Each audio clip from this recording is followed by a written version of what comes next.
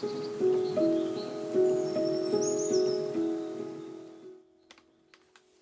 there! Today's video is more of a junk journal with me process video, where I'll show you how I upcycled this paper bag to be a pocket in my junk journal memory file folder. It's funny how an original vision for a project changes and morphs as you sit and play with the materials. I'm still in the page decoration phase at the time of recording this video, and I think I might be finished. I initially thought that my writing would be incorporated within the design of the pages, which is why when I was constructing the journal, I included a lot of pages. But after creating my little itinerary booklet, I decided that the rest of my writing should exist in more mini booklets and cards. So the design of the pages have shifted to being tuck spots and pockets to accommodate this idea. If I am to share any advice with you about process, it's to not force an idea if it's not coming to you naturally. Be open and willing to adapt. I've abandoned projects before because I was trying to force an idea that I couldn't make work. I found that when I work on projects with an open and playful mindset, it makes the process fun and something that I look forward to complete.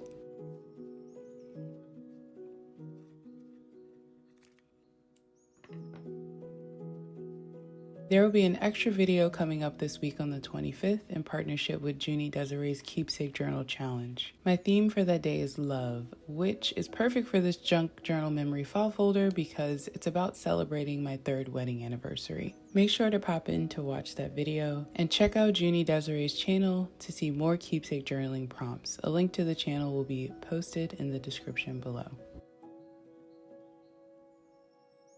Before I let the rest of the video play, I would like to say a big thank you to everyone who has bought me a coffee through the link in the description. I want to improve our video and audio quality, and every donation is being saved to go towards a new camera and mic. If you'd like to help me in that process, click on the Buy Me a Coffee link in the description of the video.